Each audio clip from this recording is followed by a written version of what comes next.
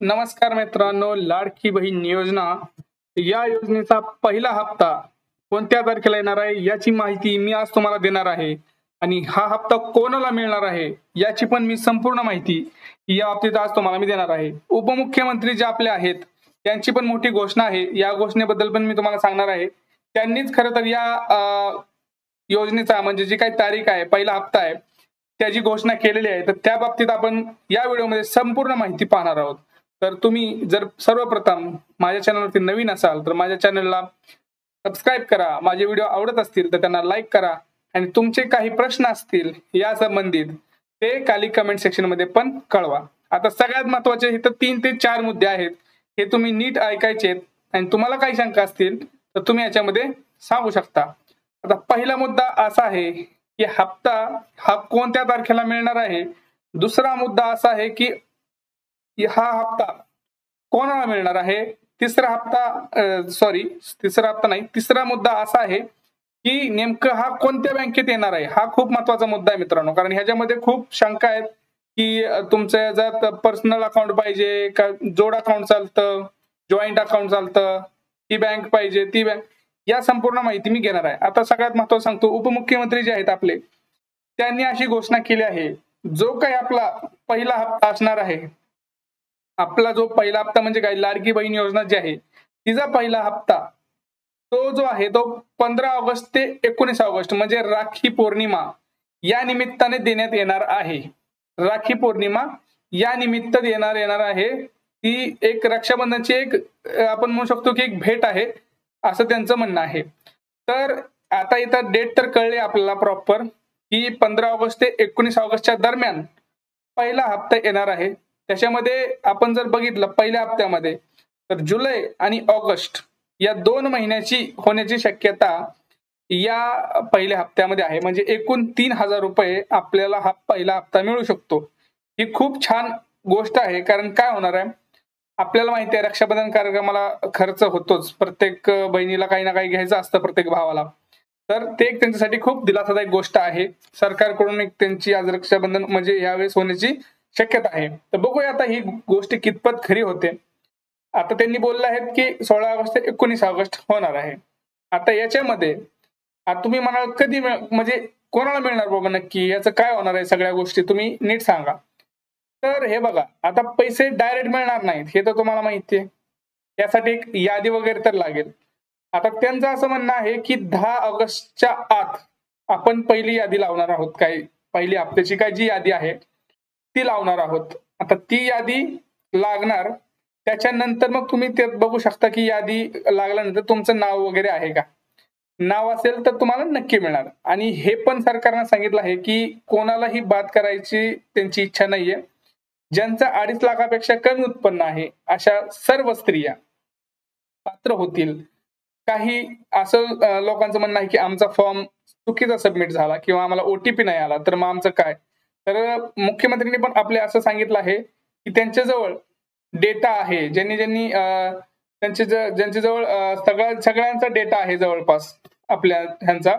त्यांच्याकडे आपण हे बघतो की ज्यांच्याकडे पिवळं रेशन कार्ड आहे किंवा केशरी कार्ड आहे त्यांचा डेटा ऑलरेडी सरकारकडे आहे. तर त्यांचं असं म्हणणं आहे की ते दोन्हीचा डेटाचा यूज करून ते लवकरात लवकर तुम्हाला ह्यासाठी पात्र ठरवून तुमच्या यादीमध्ये नाव आणण्याचा प्रयत्न करणार आहेत. तर घाबरून जायचं कारण नाही. यावेळेस आपण आशा करू की सगळ्यांना मिळणार आहे याचा फायदा आणि ते आपल्याला साध्य पण होईल. ज्यावेळेस पहिला हप्ता होईल त्यावेळेस कळेल. आता सगळ्यात महत्वाची गोष्ट अशी आहे मित्रांनो की हा हप्ता नेमका मिळणार कोणाला. आता मी तुम्हाला याच्या अगोदर सांगितलं की ही डीबीटी होणार आहे. म्हणजे काय, डायरेक्ट तुमच्या खात्यात पैसे येणार आहेत. तर खात्यात पैसे येण्यासाठी तुम्हाला तुमचा जो आधार नंबर आहे तो आधार नंबर तुमच्या बँक अकाउंटला जोडला गेलेला पाहिजे. मी तुम्हाला अगोदर पण सांगितलं होतं, ह्या ज्या सरकारी योजना असतात आता याच्यामध्ये खूप कंपल्सरी झालेलं आहे मित्रांनो. आधार नंबर तुमचा तुमच्या बँक खात्याशी जोडणं किंवा संलग्न असणं खूप गरजेचं आहे. त्यामुळं ते करून घ्या. आता तुम्ही म्हणाल आमचं जोडले की नाही आम्हाला माहित नाही, मग आता काय करू. तर तुम्हाला एक गोष्ट सांगतो, सिंपल गोष्ट सांगतो. तुम्ही काय करायचंय, माय आधार नावाचं ऍप्लिकेशन आहे त्याच्यावरती लॉग इन करायचंय. लॉग इन केल्यानंतर तुम्हाला ओटीपी येईल. तो ओटीपी टाकल्यानंतर तुम्हाला तिथे तुमच्या बँकचे डिटेल्स दिसतील.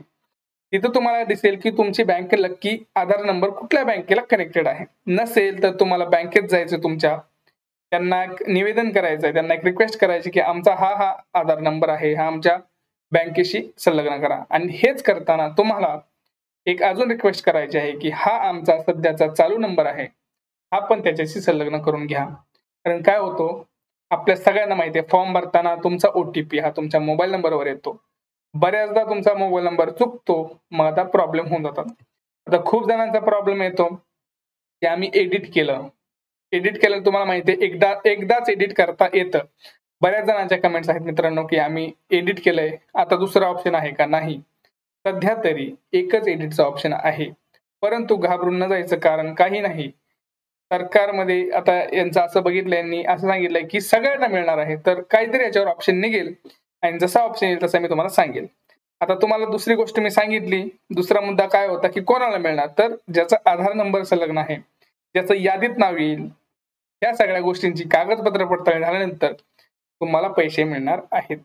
सगळ्यात महत्वाची गोष्ट, आता बँक खात्यासंबंधी बोलतो सॉरी, बँक खात्यासंबंधी तुम्हाला एक गोष्ट सांगतो, शक्यतो स्वतःच पर्सनल अकाउंट द्या, जोड अकाउंट देऊ नका. जॉईंट अकाउंट मध्ये काय होतं, चुकून तुमचा नंबर तिथे नसतो, किंवा तुमचा आधार नंबर त्या बँक खात्याशी संलग्न नसतो, तुमच्या जोडीदाराचा असतो.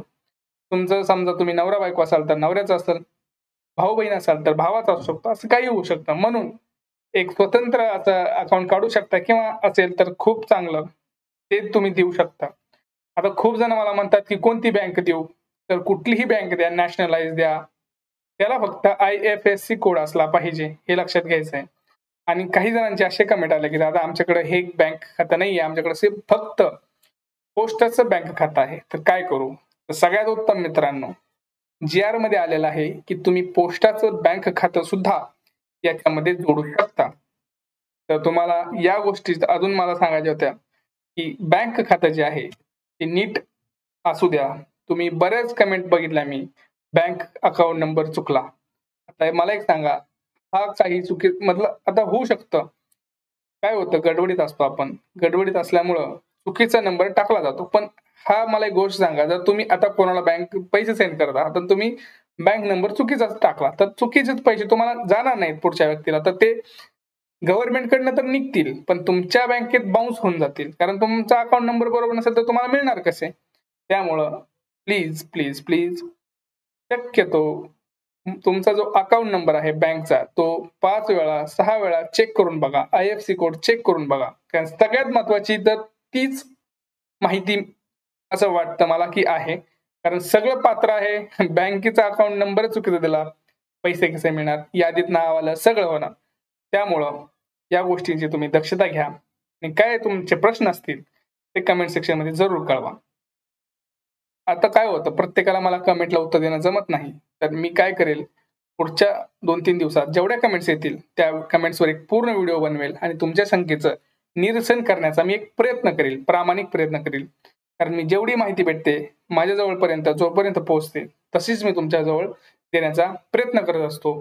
तर माझे व्हिडिओ जर आवडत असतील तुम्हाला, तर माझ्या चॅनलला पटकन सबस्क्राईब करून घ्यायचं आणि हा व्हिडिओ जास्तीत जास्त शेअर करायचा आहे आपल्या मित्रांबरोबर, आपल्या फॅमिलीसोबत. अशाच व्हिडिओसाठी माझ्यासोबत राहा. भेटूया पुढच्या व्हिडिओमध्ये. तोपर्यंत जय महाराष्ट्र.